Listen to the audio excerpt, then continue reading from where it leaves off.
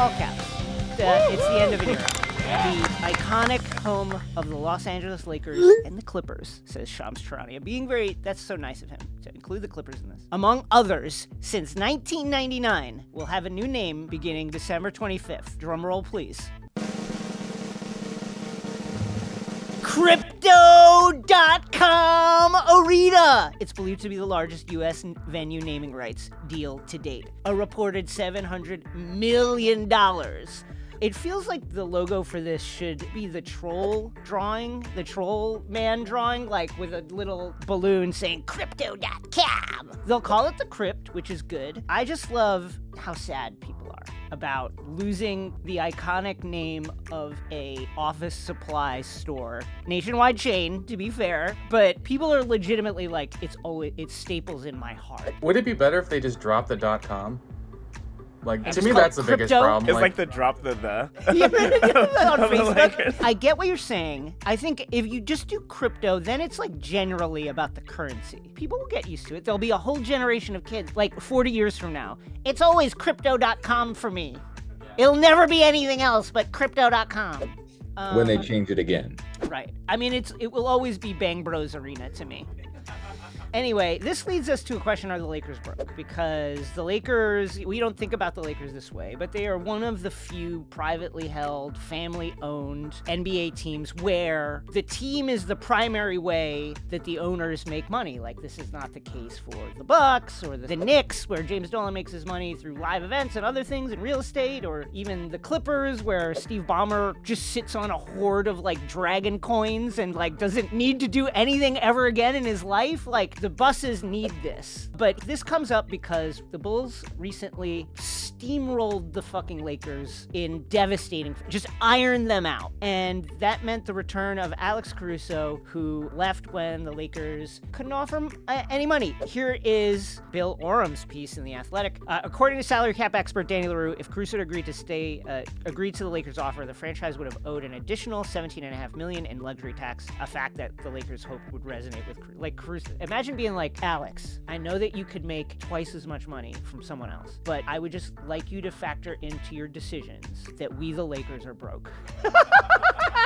They want to be pro player. They want to show that, hey, maybe you leave, but you're once a Laker, always a Laker. When you win a championship here, you are a Laker for life. Turn your attention now to the video board for our special tribute. Do they need to say that? Do they need to tell people where to look? Are there people just like, what? Where is the video? Oh, thank God. At the large lit screen in the middle of the dark arena. That's my favorite shot in every NBA Heat video. Flush.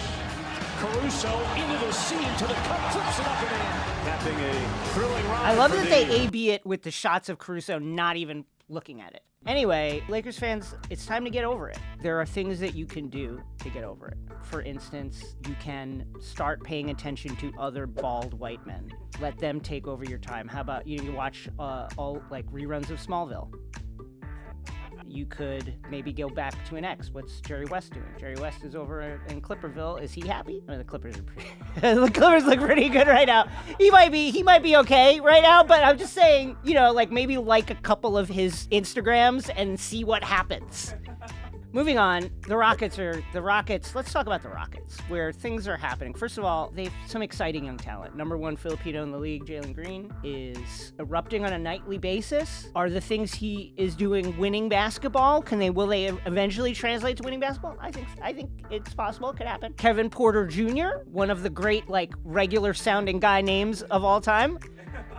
And then the rest of it is who cares? The Rockets are not trying to win games. They would actively like to try and lose games. They're playing at one of the fastest paces in the league, which equals giving the other team as many opportunities to score on them as they can. And it's working. This all leads us to the question of John Wall. Where is he? Where is John Wall? It was reported that John Wall has made it known that he doesn't necessarily want to play for a tanking team. The team clearly feels that John Wall would give them too much potential for winning, which is dangerous. They don't want to do that. And so John Wall is just not playing. Like, John Wall's last Instagram post was October something. Nobody knows where John Wall is. And people are like, why is John Wall not playing? And no one knows. Here is Rich Paul, agent of Ben Simmons, comparing the Rockets and John Wall's situation to the situation that he complains about to Adele on a nightly basis. Quote, John is able to play, but Houston is okay using this collective bargaining agreement to pay him not to play. So which way is it? John is perfectly healthy and ready to play, and it's okay in the CBA. We are being professional with both instances, but how can it go both ways? John and the Rockets have been professional about their situation, and we are also expecting the same with the 76ers. Now, clearly both the Rockets and John Wall agree that he doesn't need to play. Because if John wanted to play, you'd think he'd be like, hey, I want to play, and tell that to a reporter or go on social media and be like, this is fucked up what the Rockets are doing to me, blah, blah, blah, blah, I should be playing. So they agree that John shouldn't play. And then the other way it's different is that way. Just that way, which is like the entire way that it's different. Here is a graphic from Clutch Points. Just 4 years ago, John Wall was averaging 23 points and 11 assists and played 78 games. And then they have the little monocle man. Which side surprises you more, Wall or Michael Jordan? Here is John Wall's earnings this and next season. 91 million. He's making $40+ million a year. Incredible. Michael Jordan's entire career earnings with the Bull, 91,742. So slightly more. This is, on the one hand, like a fun little stat. Like, it's fun to talk about this. On the other hand, like, this is how money works. Like, right? You read articles and it's like this couple in which only like the man worked, like bought a house for $250, you know, in 1950s. That's how it works. That's how money works. It's just like, I blame Joe Biden, but this is how it works. Joining us today is Jamel Johnson for another segment of Analysis AMR, where analysis and ASMR come together. Jamel, thank you for joining us. Hey, what's good, Jason? I just thought we'd bring you in, the #1 Wizards fan that I know, to find out what the fuck is going on. 2 words for you, Spencer. Dinwiddie. The man has turned digital currency into perimeter scoring. He's ripping shit up. What is that? That's my Spectrum bill, Jason. It's gotta be so satisfying with Kuzma, KCP. In Washington, D.C. Now you look over at the Lakers, and they are sucking.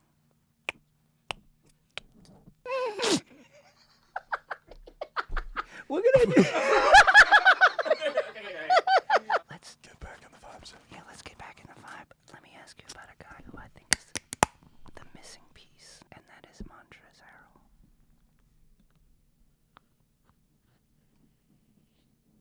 I can realistically see this team as a 4 seed, losing to Brooklyn in the East Finals. What if you just rain on Brooklyn? Hold on, you're still raining on them. I feel you, but I don't want the bulletin board material. That's wise. Jamel, thank you for joining us. Where can people find you? I have several podcasts about any subject. Just open a dictionary, whatever the fuck you want. In particular, NBA Storytime and the Airbuds podcast. Jamel, it's been a pleasure. Go Wiz. Wiz Nation Rise. Let's go to the scroll. DeBallZach. Here's one. Somebody on Twitter said, you know, what we should do it, DeBallZach. On Twitter said, you know, what we should do it, DeBallZach. Balzac. I don't know. He's looking down like at a card. Is he looking at like an iPad? There is like a chance that the producer was like, oh shit, Kendall Gill just went fucking rogue. If you're the Lakers, you're sick. Alex Caruso is having the time of his life with a resurgent Bulls team that is just tearing up the league. They smack you by 18 points. And then after the game, Kendall Gill is like, let's name our big 3 the DeBallZach. As in DeMar, Ball, and Zach LaVine. If you guys didn't get this, is a reference to the testicles. But I'm saying, like, what if it's a reference to famed 18th century French author Balzac, who reportedly used to drink like 20 cups of coffee a day? I'm just saying, what if it's a reference to that? Like, he's a very energetic guy. He put out a lot of material over his time in life, and then he did die of a heart attack, caffeine-induced heart attack. I don't know why he died. Moving on. I love it. LeBron and appliances. Okay, here's LeBron James on Twitter. Purchase this vintage record, parentheses vinyl, thank you, player for the crib. absolutely love it, but it needs to be restored. Can anyone in LA help me out? It's called Clairtone G2. I love LeBron treating social media like fucking Craigslist. But I also think that this just kind of shows you what Rich Paul has been dealing with all these years. He's in a great relationship right now with Adele. He has his hands full dealing with his Ben Simmons situation. He doesn't have time for the same kind of like personal one-on-one attention with LeBron that maybe there used to be in the past. And now all the fucking bullshit texts and phone calls that used to go to Rich Paul are now just going to Twitter. I gotta go ahead. Just a call in the middle of the night. Do you think I can copyright Taco Tuesday? Mullet Man went viral on Twitter. His real name is Matt D'Amato. When I think white culture, this is what I think. You know, it was an exercise on social media this week. Here are some of the nicknames that we came up with.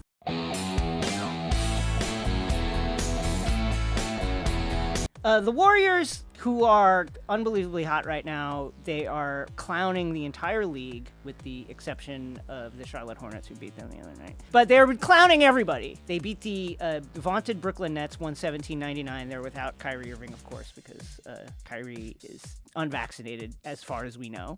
Uh-oh. Unable to go to work because your employer or city and state government hates freedom? Are you tired of being ridiculed for your beliefs? Worried about microchips in your bloodstream? Well, we have just the product for you. Introducing Freedom Flex, so you can compromise without actually compromising. It's perfect. Exactly what I wanted. And it's so easy to use.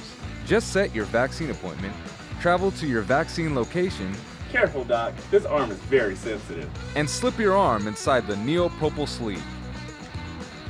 Ow! It's so lifelike. Where's China? I got it.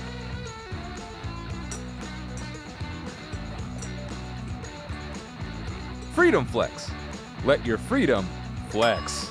Warning, numerous lab tests have shown that neopropyl can cause birth defects in mammals, including humans. Prolonged exposure to neopropyl can cause tumors, unexplained hair growth, and stanky leg. In rare cases, neopropyl could cause your dick to get stuck into your abdomen where it will live like a hobbit under a hill. Purchase of Freedom Flex absolves Freedom Flex of all legal liability. Here is Stephen A. Smith on the First Take program talking about Kevin Durant. Kevin Durant, I'm sad for you, bro. You know he's going when he starts low, when he starts in an idle. I'm sad for you, bro. You all alone. Just that. You have no help. And more importantly than anything else, you made the wrong decision. You have no help. James Harden is like, what? Kevin Durant made the wrong decision by going to the New York Knicks. He's going to rue the day that he did that. And let's analyze why that is. Thank you. I was afraid that you were going to say it and then we'd go to commercial and that'd be it. Because you got a guy in James Harden, not first year. This is the second year in a row. Mad love for James Harden. You got to get your act together, bro. You ain't James Harden right now, averaging 19 points a game. You sitting there struggling from the field. You had 24 points last night. It's the most meaningless 24 points that I've ever seen from the career of James Harden. You are a superstar, and you are not looking like one. It is that simple. Okay, you know in like Tony Hawk where you chain tricks together and then if you miss the trick, like now you got to start over? See if you could find the part where Stephen A misses the trick and has to restart the chain. You ain't got a culture. You don't even have a damn fan base. Brooklyn, stand up. I don't want to hear that nonsense again. Brooklyn, the borough of Brooklyn, should be ashamed of yourself. The only damn right thing there. good about the He missed it. The toe caught the edge of the board and he came off of it and he didn't land it. He was going for a perfect run and it was right there. The only damn thing good about the Barclays Center are the concession workers and the people handling the traffic in and out of the arena, like my boy Tony and Jose and the crew. Tony and Jose right now are like, yeah! Anyway, I love it. That was an all-time Stephen A. rant. It would have been absolutely perfect had he landed that trick in the final quarter of it, but still perfect.